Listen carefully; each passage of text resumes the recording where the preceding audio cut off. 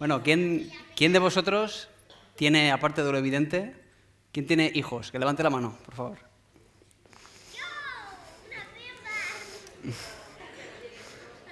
Muchos, ¿no? Muchos. Yo también. ¿Y quién tiene un móvil?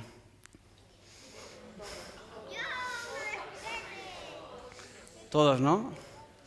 Bueno, pues el darme cuenta de que estas dos cosas juntas forman un problema es un poco lo que nos ha reunido aquí a todos, gracias a la colaboración del Ayuntamiento de Monóvar y a la organización de la Asociación de Estudios Monoveros. ¿Dónde están? No los veo. Ahí están. Y... Tienes que bajar. Por fuera del móvil es un cuento que mezcla esa realidad cotidiana con la mitología esta propia de las hadas, como la Cenicienta o Blancanieves de Perrol, u otros autores de la mitología del romanticismo, como los hermanos Grimm o Andersen, que mezcla pues, esas hadas que aparecen para entregarles dones a los niños recién nacidos. Y en esta historia viene un hada que, como decíamos, como que traen como esa cosa especial, esa magia a los niños, para entregarles, decía la mitología germánica, esa mitología celtas, que venían a entregarles por los dones de la belleza, la inteligencia. En este caso viene a entregar a la protagonista el don de la ilusión, que es como una metáfora de esa pasión que tienen los niños por prácticamente todo, por el mero hecho de ser todo nuevo, todo encontrarse lo nuevo, y que de alguna manera los adultos vamos como perdiendo por un mero efecto de habituación. Todos vamos como insensibilizándonos a las cosas porque ya pues, las repetimos y las repetimos, ¿no? Y es la historia de cómo la protagonista, que se llama Azarel, va viviendo toda una infancia llena pues, de pasión por las cosas, de redescubrimiento de cosas muy intensas, y de repente, por algún motivo, acaba pues, perdiendo toda esa ilusión porque se encuentra con un aparato tecnológico que se lleva toda la atención. ¿Qué crees que es tú, Emma? ¿Tú qué crees que es? ¿Un aparato tecnológico que se lleva toda la atención de los niños? ¿Qué crees que es? A ver. ¿Tú qué crees que es? Un plátano, efectivamente. Un móvil, ¿no? Es un móvil. Entonces es esta lucha de esta hada que le ha entregado el don de la ilusión a la niña, de cómo va a intentar devolverle este don mediante pues, una serie de intentos y que, bueno, ya iréis viendo que no va a ser tan fácil, ¿no? Y al final lo que cuenta también el cuento es todo lo que se pierden los niños, y por eso se llama por fuera del móvil, todo lo que se pierden más allá de esa pantalla que lo está atrayendo tantísimo, ¿no? Todo lo que se pierden, que es mucho, ¿no? ¿Y cómo se me ocurrió la idea de este cuento? Que para mí es una cosa muy personal porque tiene que ver con mi relación con mi hija, tiene que ver con mi relación con la tecnología. Yo soy escritor de literatura fantástica, los que ya me conocéis sabéis que tengo 2 novelas publicadas, pero estuve muchísimo tiempo sin escribir prácticamente nada, porque estuve estudiando la carrera de psicología, estuve 4 años muy intensos que se llevaron toda la atención completamente, y después es un máster y después es la oposición. Estuve completamente aislado de algo que para mí es una vocación y es una pasión absoluta, que es la pasión por la literatura en general. Y todo eso, de alguna manera, quedó desplazado y yo me empecé a sentir ese vacío de que tenía la necesidad de escribir y no tenía tiempo. Es que el problema es que no tenía tiempo, porque tenía tantísimas cosas que hacer. Y eso, para mí, me generaba, a nivel espiritual, a nivel psicológico, un problema severo. Y de alguna manera algo cambió por causa de dos eventos que a mí me marcaron. Y veréis que no son tan graves, sin embargo a mí me marcaron de una forma esencial. Y es que, fijaos qué sencillo, íbamos mi familia y yo por una feria medieval y de repente me encuentro una niña que iba delante de nosotros en un carro. ¿Un carro de bebé? Un carro de bebé. Una niña además que no necesariamente ya tenía que ir en ese carro porque era ya bastante mayor. Y iba con el móvil. Y claro, a mí me impactó de alguna manera porque yo me daba cuenta de la cantidad de estímulos que tenía alrededor esa niña en una feria medieval que, claro, pues imaginad, ¿no? Estímulos visuales, los pasacalles, en fin, las marionetas que habían allí, todos los puestos, ¿no? Todos los colores, los disfraces, habían muchísimos estímulos, tanto visuales como auditivos, la música, olfativos, ¿no? Ese olor característico de las ferias medievales. Y la niña estaba completamente aislada de todo eso y a mí de alguna manera eso me llegó, me impactó. No es muy diferente realmente de lo que podemos ver en la vida, ¿no? Vemos mucha gente de una forma totalmente natural, completamente abstraída con los móviles, tanto parejas en un restaurante que están mirando el móvil cada uno por su lado, grupos de amigos en los bancos sentados alrededor con los móviles, en fin, es algo habitual en la vida cotidiana, no es nada esencial lo que yo vi allí, sin embargo me marcó de alguna manera, ¿no?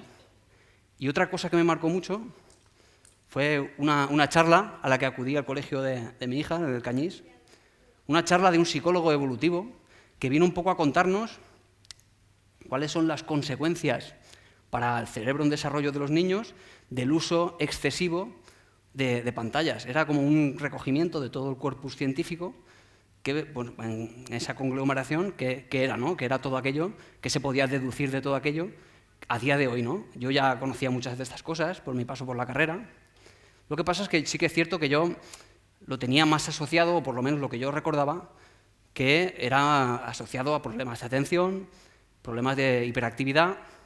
Sin embargo, claro, cuando yo vi todo ese conocimiento nuevo, esa conglomeración, de nuevo como que me impactó muchísimo, porque digo, madre mía, cuánto de todo esto no sabemos, y no tanto que no sepamos, sino todos sabemos que hay un problema, pero de alguna manera no queremos cambiar nada porque no vemos la gravedad, básicamente, ¿no?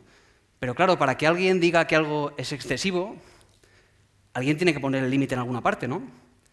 Si alguien te dice que la cafeína es mala para la salud, tendrá alguien que decir en qué límite es para que tú digas que 15 cafés son malos para la salud y a partir de 16 o a partir de 14 no es malo, ¿no? Alguien tiene que poner con conocimiento científico dónde está el límite, que haya una diferencia entre un grupo de que bebe menos café o que bebe más café, ¿no? Bueno, pues ya hay conocimiento científico para poder afirmar que por rangos de edad cuál es el uso excesivo o abusivo de pantallas por parte de los niños que está asociado a ciertos trastornos mentales. La Asociación de Pediatría Americana ha establecido estos límites en base a todos estos estudios y vamos a verlo para saber de qué estamos hablando y para que entendáis cómo me marcó todo esto. Por rangos de edad, de 0 a 2 años, ¿cuánto consideras tú? A ver, de 0 a 2 años, ¿cuál crees que es el máximo recomendado en horas que tiene un niño que tiene, digamos, que debería utilizar las pantallas? Debería de tener ningún uso de pantalla. A mí, De 0 a 2 años, ese es el límite. Cualquier uso de 0 a 2 años es excesivo porque están todas sus neuronas en máximo desarrollo. Es ahí donde más importante es. Eso es lo que dice la APA, ¿no? Y después de este rango, de 2 a 6 años, va por diferentes estadios del desarrollo cerebral, ¿no? De 2 a 6 años, establecido el límite en 1 o 2 horas. Y de 6 a 12 años, de 2 a 3 horas. Pero, y es un gran pero, del sumatorio de todas las pantallas, incluidos los ordenadores, las videoconsolas y la televisión, que es donde, si os dais cuenta, donde está realmente el máximo problema, porque claro, a poco que saquemos cuenta, veremos que si sumamos todo, ese ratito por la mañana mientras vestimos a los niños, que les ponemos los dibujos, mientras comemos, mientras cenamos y estamos viendo la televisión de fondo, y aparte le dejamos un rato las pantallas a los niños, a poco que saquemos cuentas vemos que hay un problema aquí, que entramos en esta categoría. La media española de uso de pantallas por parte de los niños, sí, cariño, luego pasamos a preguntar, ¿vale? La media española, como decía, son de 4 horas al día. La media española de niños, ¿no? Y además de eso, fijaos qué dato más curioso, y es que el 67% de los niños españoles, el 67%, usa las pantallas 6 horas al día. Por lo tanto, fijaos, estamos en ese rango, ¿no? En esa categoría, dentro de esa categoría problemática. Pero ¿esto significa que los niños que exceden ese límite van a tener un trastorno mental? No, no significa eso en absoluto. No es eso. Significa plátano, exactamente. Lo que significa es que aumenta las probabilidades de padecer ciertos trastornos mentales. De la misma manera que fumar está asociado como un factor de riesgo a padecer ciertas patologías físicas. Eso es de eso de lo que se trata. Lo digo para no caer en maximalismos con todo esto. ¿Y a qué trastornos mentales está asociado o correlaciona con este uso excesivo de pantallas? Problemas psicomotores. Problemas de la psicomotricidad, que es cómo el niño adquiere habilidades mediante el movimiento, cogiendo, estirando, cayéndose, tirando las cosas al suelo, recogiéndolas. Los niños aprenden moviéndose. Y si un niño está 4 horas sentado en el sofá, no se está moviendo.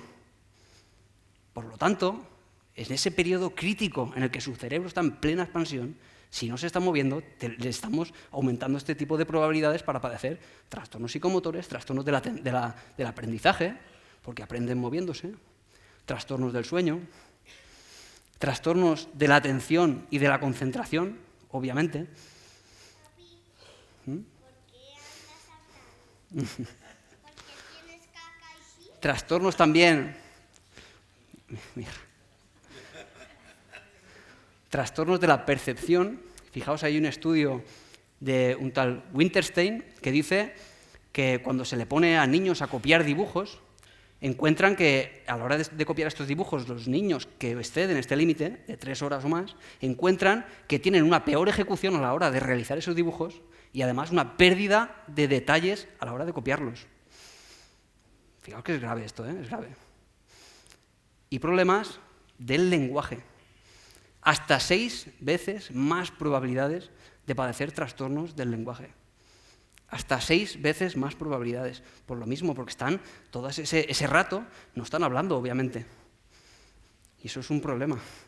Hay un test que se llama el Inventario de Desarrollo Comunicativo de MacArthur, que ha evidenciado que por cada hora que pasan los niños con las pantallas, puntúan hasta 17 puntos menos en este test, que lo que mide son las cantidades de palabras que dicen los niños por rangos de edad, de nuevo, ¿no? Porque no dicen las mismas palabras según ciertas edades, ¿no? Claro, veis el panorama, que es un poco preocupante, sin maximalismos, pero es preocupante. Hay un neuropsicólogo llamado Álvaro Bilbao, también escritor, por cierto, dice, a pesar de que los niños cada vez tienen más acceso a la información, sin embargo, cada vez leen menos y cada vez se comunican menos. Y además esto está relacionado, obviamente, con un peor control de las emociones y además con un cociente intelectual menor. ¿Por qué? Porque es obvio, si vemos lo anterior que he dicho, pues que como se ve afectado temas tales como la atención, la memoria, la percepción, todo esto se recoge también en los test de inteligencia. Entonces es esperable, como los test de inteligencia, entre otras cosas, mide este tipo de parámetros, es obvio que se vean afectados.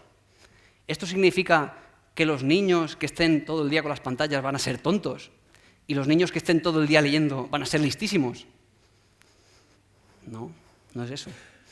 No es eso, no se ha tratado nunca de eso, no es eso de lo que se trata. Es más bien, no tanto cuánto van a perder, sino hasta dónde hubieran llegado mis hijos con la estimulación correcta que les llevase a desarrollar su máximo potencial.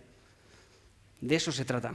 Hasta dónde hubieran llegado si no lo hubiera tenido 4 horas al día con la pantalla. Porque es esperable que los niños, conforme van pasando las generaciones, vayan aumentando ese cociente intelectual. Es lo que dicen los datos.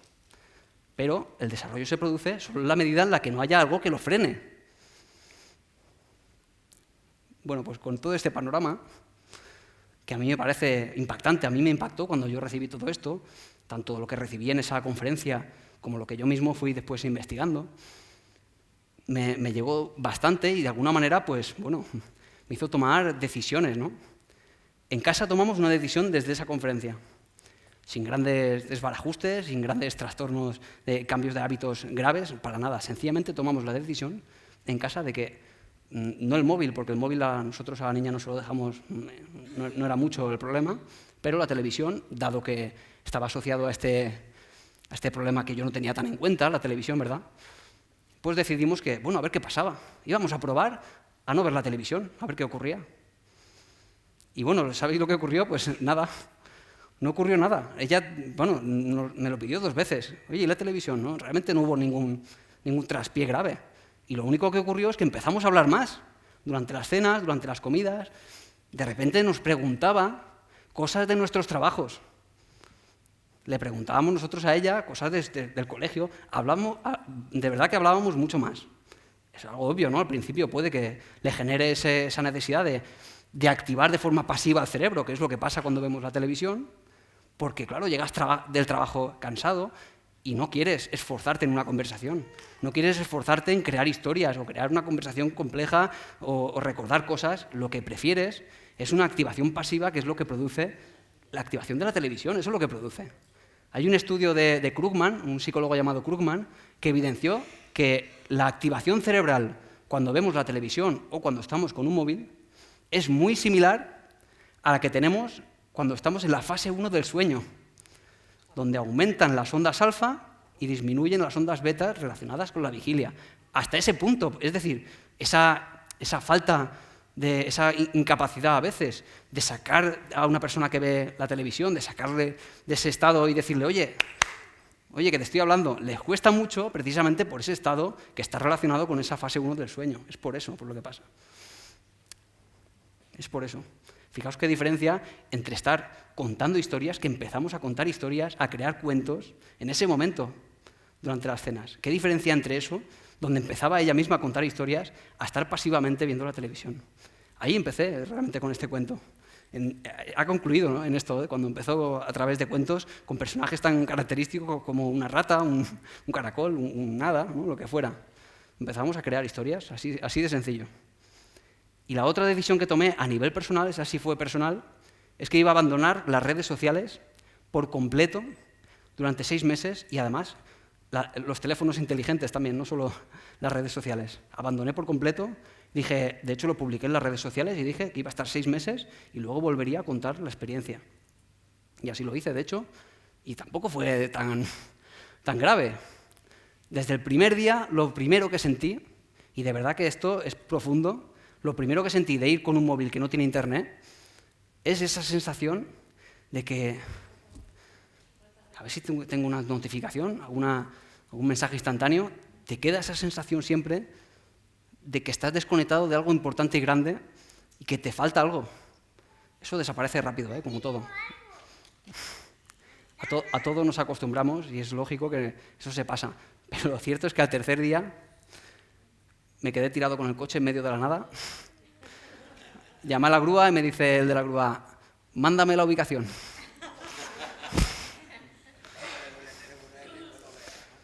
La verdad es que pronto volví a usar el móvil inteligente. Eso es cierto que al final volví otra vez porque es una cantidad de soluciones versátiles para la vida común y es cierto que casi que es necesario. Y volví a utilizarlo. Sí es cierto que las redes sociales lo mantuve durante 6 meses y esa fue la verdadera experiencia que me llevé. Ya no consumía un montón de tiempo en las redes sociales perdiendo el tiempo, porque al final es eso lo que hacemos, perder el tiempo. De repente empecé a sacar un montón de tiempo que no había tenido en 6 años para escribir. Y de repente iba con una libreta escribiendo en momentos muertos, en el supermercado, en el ascensor, momentos muertos que dedicamos a la pasividad absoluta de reproducir vídeos absurdos en las redes sociales, los empecé a sacar de ahí y escribí en 6 meses un cuento infantil y casi una novela. Es que fue impresionante la productividad en cualquier ámbito al abandonar las redes sociales. No quiero tampoco estar en contra de todo esto, sencillamente fue mi experiencia, ¿no? Yo no pretendo cambiar nada con esto. Sencillamente es que como psicólogo tengo la necesidad de señalar hacia un problema de ámbito público.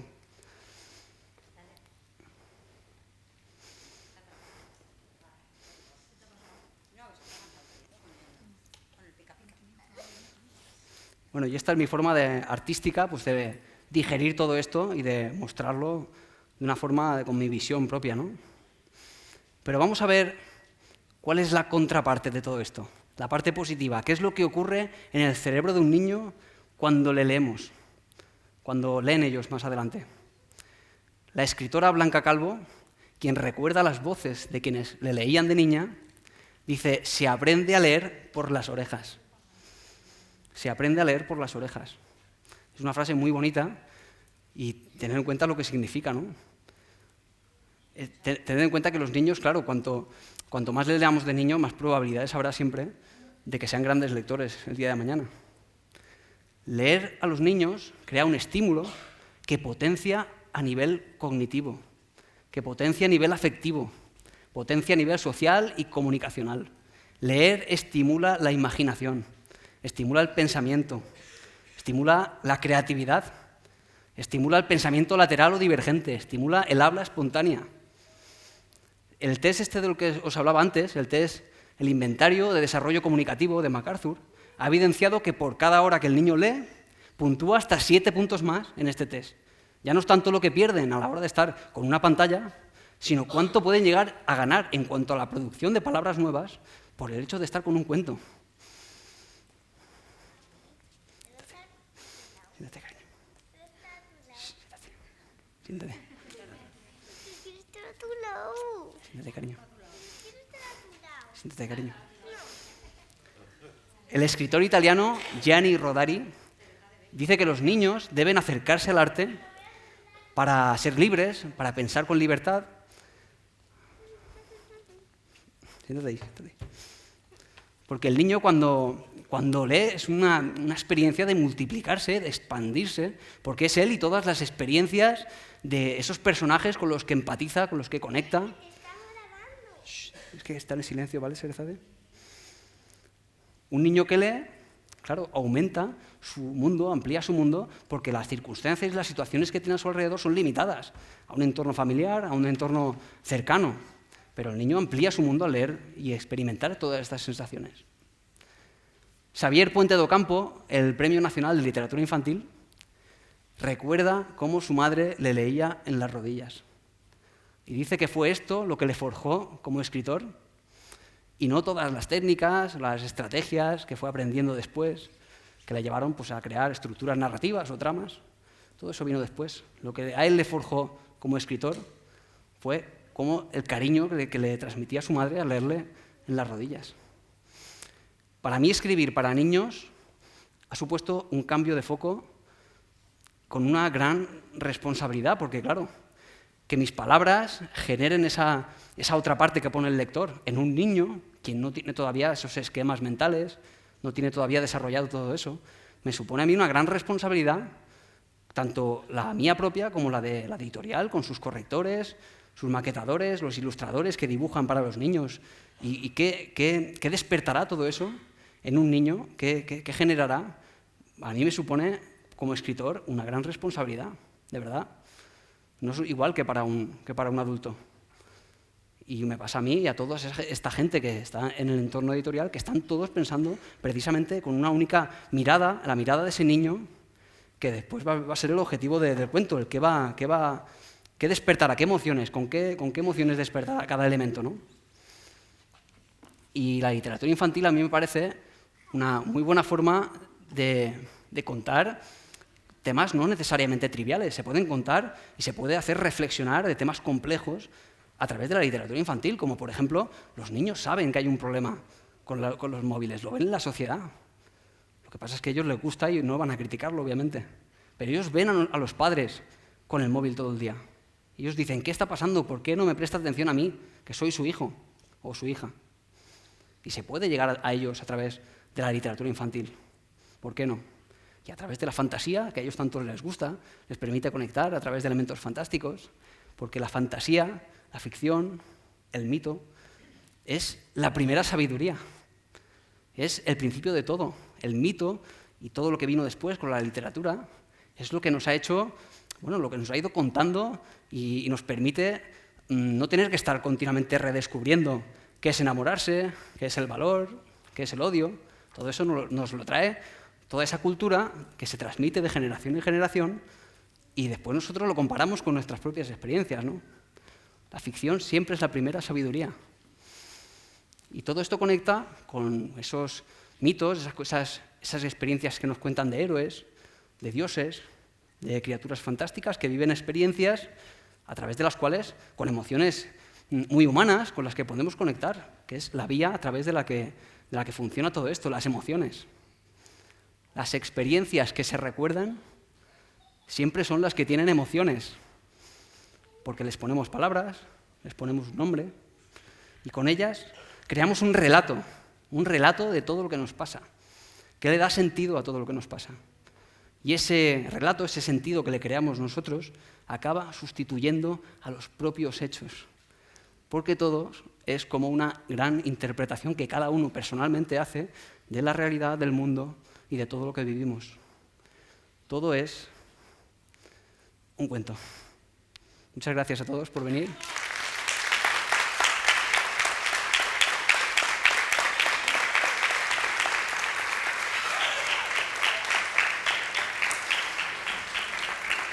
Antes de pasar la palabra, pues si alguien quiere hacer alguna pregunta, algún comentario, ahora voy contigo. Tú eres el primero, ¿eh? El primero. Yo lo veo bien.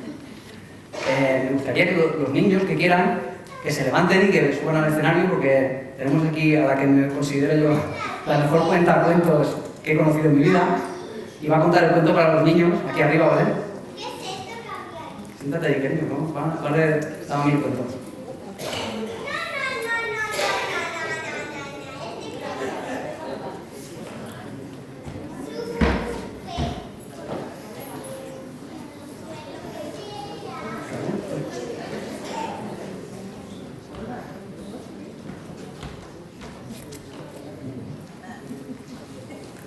¿Alguien quiere hacer algún comentario respecto del cuento o respecto? Creo que el niño que acaba de subir tenía alguna pregunta, luego una cuestión respecto a los móviles que hemos tratado aquí. ¿Tienes una pregunta? ¿Tenías una pregunta? ¡Ya llegó mi mamita!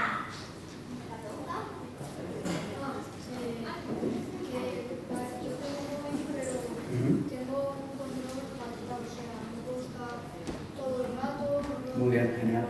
Tengo ¿Lo oís, no? ¿Lo oís? tengo 11 años y pues me gusta, por ejemplo, el límite, o sea, para no utilizarlo más, por ejemplo, el límite es por ejemplo, 1 hora y después ya no puedo utilizarlo más. Está bien, genial. Y por ejemplo, un juego de 12 años no puedo descargar. Muy bien, Y muy antes bien. de descargar un juego tengo que darle permiso a mis padres. Está muy bien porque todo con límites pues, deja de ser un problema. Muy bien. Un aplauso, por favor.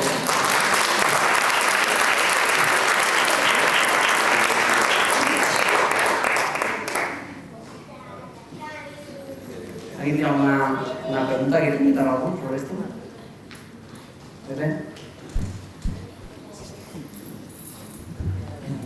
Hay una frase que alguna vez escuché por ahí, que lo voy a transmitir, no sé si estarás de acuerdo, pero es un poco subgénero, un poco particular. Que decía aquello como que el abuso de la televisión realmente lo que hace es que castra la imaginación creadora. Dame tu opinión acerca de eso. Claro, totalmente, porque de lo que se trata precisamente es que como está el cerebro activado de forma, la paradoja, de forma pasiva, precisamente lo que nos está haciendo el cerebro es crear. Cuando tú estás leyendo, por ejemplo, a diferencia de ver la televisión, lo digo, no es necesariamente leyendo, sino hablando sencillamente. Estamos construyendo un montón de cosas. Tienes que estar pensando en qué vas a decir, la metáfora que vas a utilizar, toda una cantidad de figuras alrededor del pensamiento y de la memoria. Es muy complejo hablar, aunque parezca que no. Entran en juego muchas cosas que hay que construir nuevas. A la hora de ver la televisión pasa precisamente lo contrario, es una pasividad. Es por eso por lo que nos debe gustar tanto ver la televisión cuando llegamos cansados, porque es que te tiene como sedado, te tiene embobado y es placentero. Eso es muy placentero. Sube, cariño. Súbele por la mano. Entonces, claro, me parece, claro, por supuestísimo, porque además es el principio de todo esto. Primero empezó con la televisión, pero es que ahora hay una evolución considerable con el uso de las pantallas. Hay una diferencia significativa entre ver la televisión y ver una pantalla de un móvil. Me refiero sobre todo a lo que hacen los niños con las pantallas, que es ver vídeos y pasar, porque la televisión, entre anuncios, por ejemplo, entre estar viendo algo que a lo mejor te interesa a ratos, te interesa más o te interesa menos según la escena que pase, es diferente a lo que hace un niño con un vídeo de YouTube. El niño está estimulado al 100% visualmente y auditivamente, y claro, cuando decae esa atención, lo que hacen es cambiar el hilo rápidamente para que vuelva a suministrar una buena dosis de estimulación visual. Claro, todo eso lo que genera precisamente es el no tener que esforzarse en nada en absoluto. Es lo que buscamos con la televisión. Entonces, estoy totalmente de acuerdo con esa afirmación, claro. Fijaos lo que ha dicho, ¿cómo te llamas, por favor? ¿Alguien sabe cómo se llama el que ha hablado? Javi. Lo que ha dicho Javi tiene mucho sentido porque... Fíjate, cariño. Tiene mucho sentido porque todo en su medida, pues, desaparece como el problema, ¿no? Cariño, oye, me subo para el cariño. Es que estoy hablando y si no, no me dejas concentrarme.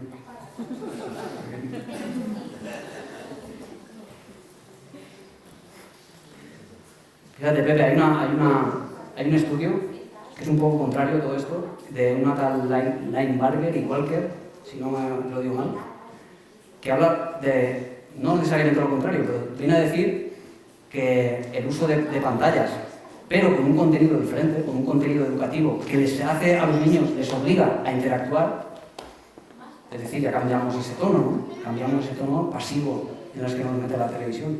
Por ejemplo, en ese caso, sí aumenta esa capacidad de lenguaje mediante el test, que os hablaba antes. Es decir, si cambias el contenido y lo conviertes en algo educativo, sí se produce una mejoría. Pero esa mejoría nunca se ha podido evidenciar que sea superior a la mejoría que se produce con la estimulación natural de una persona hablando delante, ¿no? Es decir, si tenemos muy poco que ganar, porque la estimulación mediante el teléfono no gana más, sin embargo hay muchas cosas que perder. Claro, realmente, ¿por qué no? ¿Por qué utilizar una pantalla en vez de que esté el niño hablando con alguien, que esté estimulado con alguien, ¿no? Es un poco la cuestión, ¿no? ¿Alguien tiene alguna pregunta más? ¿Sí? Yo quisiera saber por qué los profesionales Sí. Hola. para los niños hasta el instituto Sí. y el todo. Sí. Porque ahí donde hay que... Yo creo que también, a lo mejor es poca publicidad, pero fíjate que yo, la experiencia que tuve yo en un colegio, que como padre acudí a una charla en un colegio, un colegio infantil, que venía a contarnos a los padres, claro, no los niños no estaban. Claro, ¿qué recibimos nosotros como padres? Es otra cosa. Ahí había gente pues, que lo recibió de muchas maneras. A mí me afectó, de alguna manera me llegó, y hubo otros que, bueno, yo mismo en la reunión vi como preguntas de tipo de contraataque, digamos, ¿no? De defensa, como dicen, bueno, pues que a mi hija le gusta mucho ver películas, no le voy a quitar las películas. Es decir, aquellas personas lo recibieron de una manera diferente. Yo creo que sí se hacen, pero claro, se presta poca atención, como en este caso. Este psicólogo del que hablaba es un tal Saúl López, ¿no? Es un profesional muy, muy experimentado en psicomotricidad y va dando charlas por ahí por colegios. Y ojalá de muchas más, porque de verdad que es una maravilla. Pero quizá falte más, y es a lo que te refieres. Falta mucho más, claro que sí. Y sobre todo con un tema que está pues, muy metido en nuestra vida cotidiana, como es el uso excesivo de pantallas. Esto es algo que a mí me parece de ámbito público y de salud mental, y se le presta poca atención, teniendo en cuenta la cantidad de datos que ya hay, ¿no? Si no lo sabía antes, como pasaba en los años quizá 90, si no lo sabía antes, bueno, bien, hacemos lo que podemos. Pero ya hay datos que nos dicen que esto es un problema de la misma medida que el tabaco. A nadie se le ocurriría como padre dejar a sus hijos fumar. Pero es que fumar, que un niño fume no le va a causar un trastorno físico como un cáncer.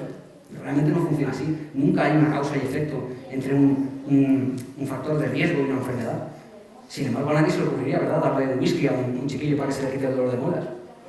Porque sabemos que el alcohol pues, tiene una afectación cerebral considerable, igual que el tabaco, igual que... Pues de la misma manera hablamos ahora con los problemas de las pantallas, en la medida del abuso, me refiero, del uso excesivo de pantallas, que es la medida de la que hablaba antes. En esa medida, pues ya sabemos que es un factor de riesgo más como los demás, como el tabaco, como el alcohol. Claro, si es así, habrá que empezar a prestar atención, habrá que empezar a hablar de todo esto, porque al igual que con el tabaco, las madres se han ido concienciando más, porque antes las madres fumaban más durante el embarazo, por ejemplo, era algo que estaba medio bien visto. Incluso el médico a veces incluso lo aceptaba, les decía que para que pases ansiedad, mejor que fumes durante el embarazo. Antes era algo normal y no pasaba nada. Hoy en día estamos mucho más concienciados. Yo creo que las pantallas y todo este uso excesivo irá desarrollándose de la misma manera y el día de mañana seguramente pues estaremos en ese mismo punto que pasa con otros factores como el tabaco, etc. Y más cosas, el sedentarismo, claro, más cosas.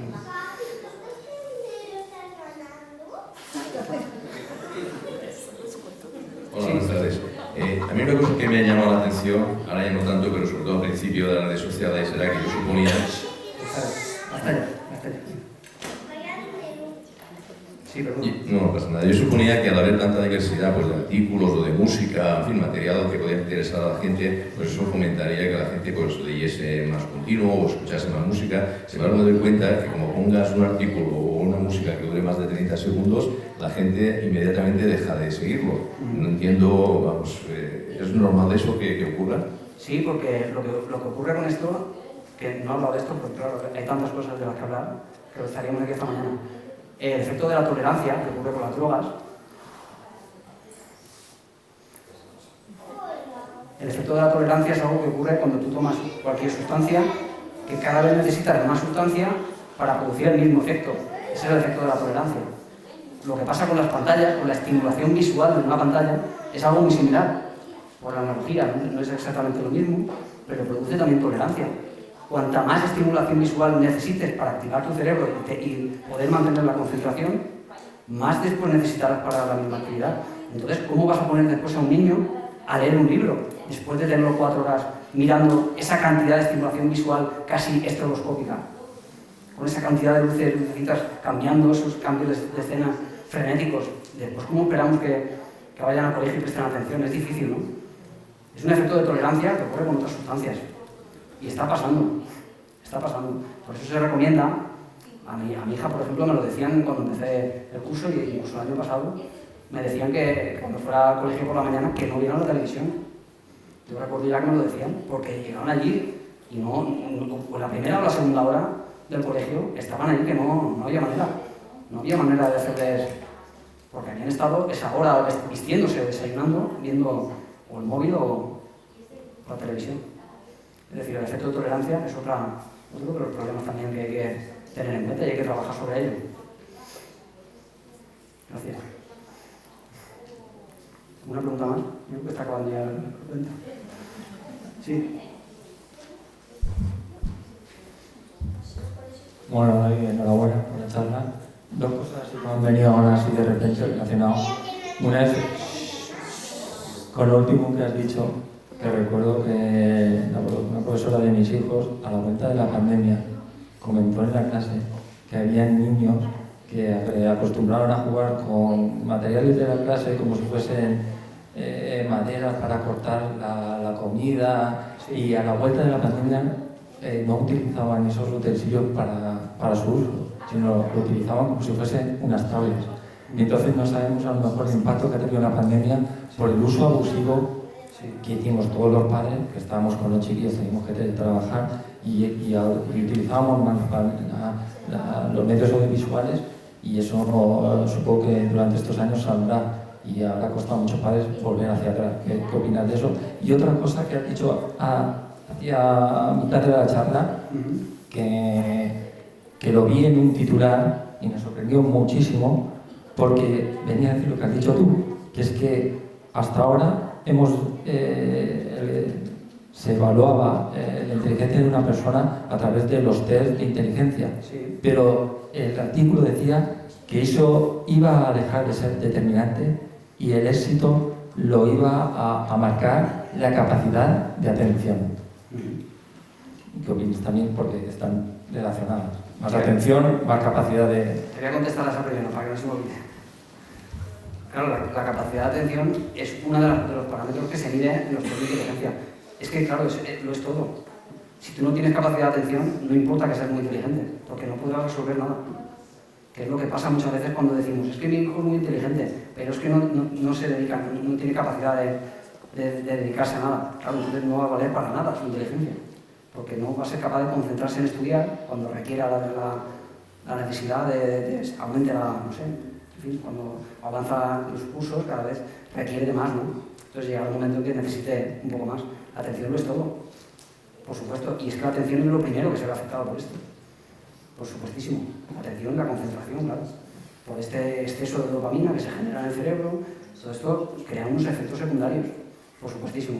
Me decías antes de lo de la pandemia y, claro, yo entiendo también que no es necesario ni tampoco recomendable juzgar sencillamente, ¿no?, a los padres que han cedido y han dicho, mira, yo no puedo más ya, que esté el niño en el móvil ya, que esté instalado, ¿sabes?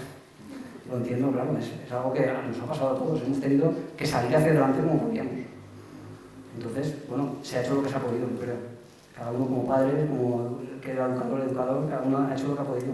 Les hemos dejado más el móvil durante la pandemia y eso, claro, que va a tener repercusiones, porque esas edades son cruciales para el desarrollo de algunos ámbitos, como es el lenguaje, como es la comunicación con otros compañeros.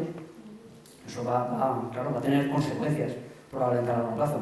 No tanto que vaya a estar asociado, como decía, a ciertas patologías, porque lo que sí tiene el niño sobre todo es una flexibilidad cognitiva. Es cierto que ellos se adaptan mucho mejor a todo, ¿no? Entonces, a pesar de que fue un cambio muy brusco para ellos, es cierto que ellos se van a acostumbrar incluso mejor que nosotros.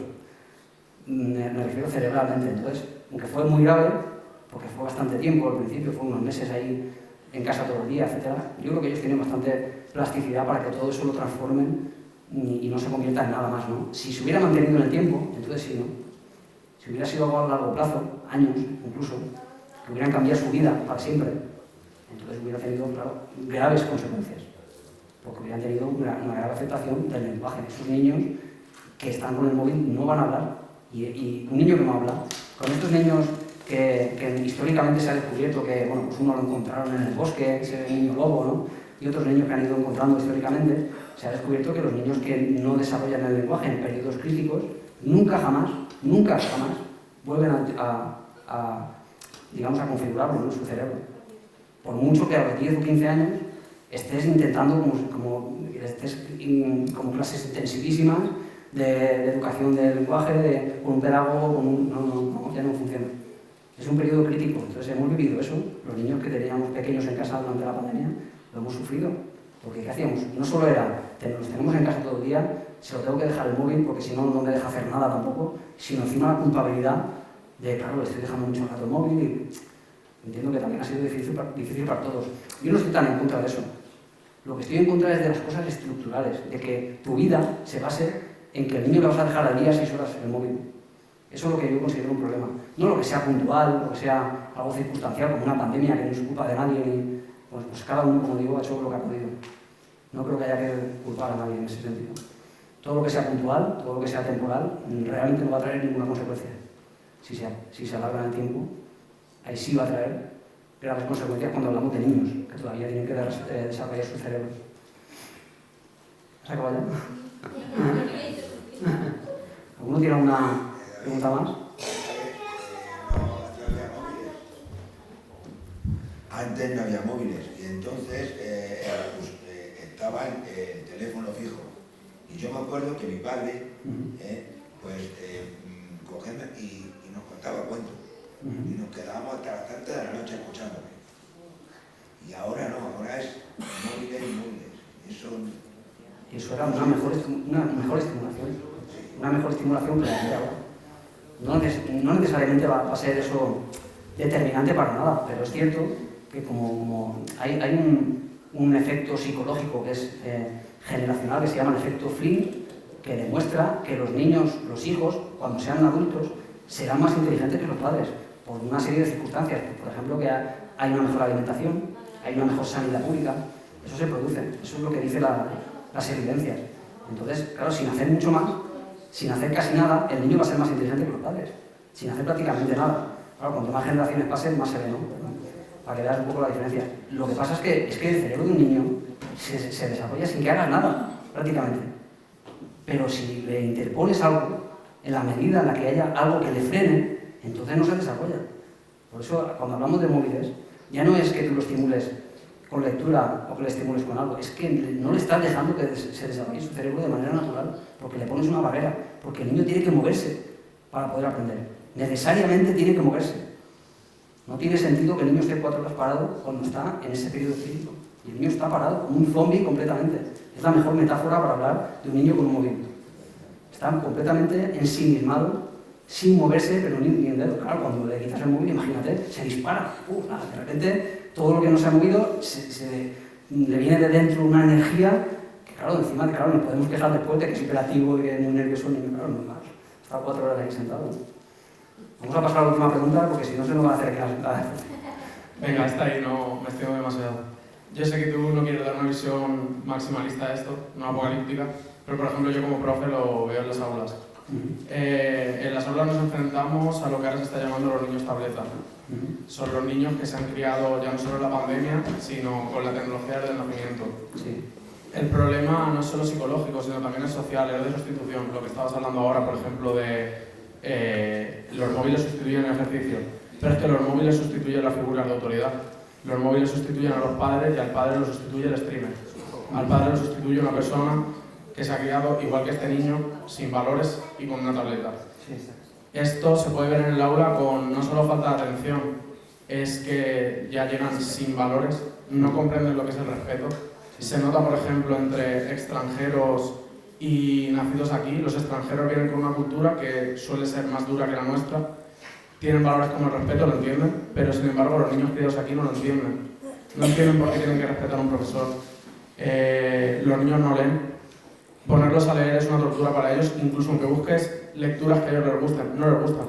Y es que aún encima estamos viéndonos ya llegando al punto de niños que no consumen cine, no consumen películas, no consumen música, lo único que consumen es TikTok. Vídeos cortos de rápida consumición. Entonces no es por ser apocalíptico, pero con respecto allá al tema más social, ¿tú qué piensas sobre esto? Yo creo que no hay diferencia con el pasado a lo que hay ahora, por ejemplo, en ese ámbito. Los niños, el referente de los niños son los padres durante toda la infancia, pero eso cambia en el momento en que entran en la preadolescencia. Empiezan a ser pues iguales. Claro, antes eran los 4 iguales que tenían alrededor. Era el matón de la clase, el no sé quién, no sé cuánto, cuatro, el primo de la calle de al lado. Ahora los referentes son, pues eso, nacionales e internacionales. Ha cambiado eso. Eso pues trae cosas buenas y cosas malas. Yo creo que en ese sentido no ha cambiado demasiado, solo que se ha ampliado el mundo en ese campo. Pero al final yo creo que siempre ha sido así, ¿no? Siempre ha sido el desplazamiento de esa figura de autoridad del padre y la madre, que son dioses para los niños, que es el ser supremo que todo lo sabe, que todo lo puede, hasta que de repente llega la adolescencia y todo eso cambia. Es algo esperable y natural en los niños, solo que ahora pues creo yo que lo único que tenemos es que, claro, el niño está viendo vídeos de Trump, está viendo vídeos de gente que es inesperable, es inalcanzable para el niño de los años 80, ¿no? Veíamos 4 cosas en la televisión y ya está. Pero es que ahora tenemos acceso a todos. Ilimitado además, a figuras de todo tipo de ideología, de todo, que además en un periodo que para ellos todo lo entienden como absoluto. En esa adolescencia, cuando tú le presentas con argumentos, lo que sea, porque todo se puede presentar de forma atractiva a través de argumentos, sea cualquier ideología, la que sea, todo es aceptable. Un niño que está en ese periodo es un niño que es vulnerable a que alguien lo convenza de algo y que asuma esa verdad como una verdad absoluta, sin blancos, sin grises, digamos, con blancos o negros y ya está, ¿no?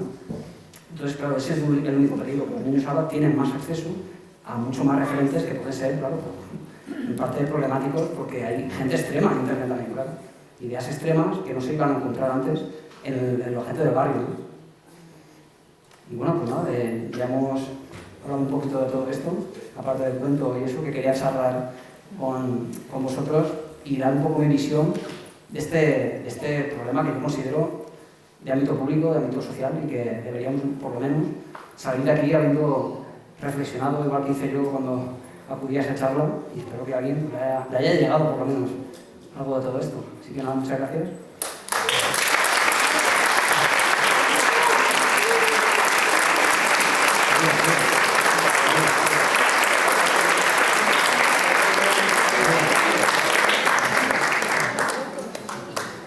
Vamos a pasar a la firma de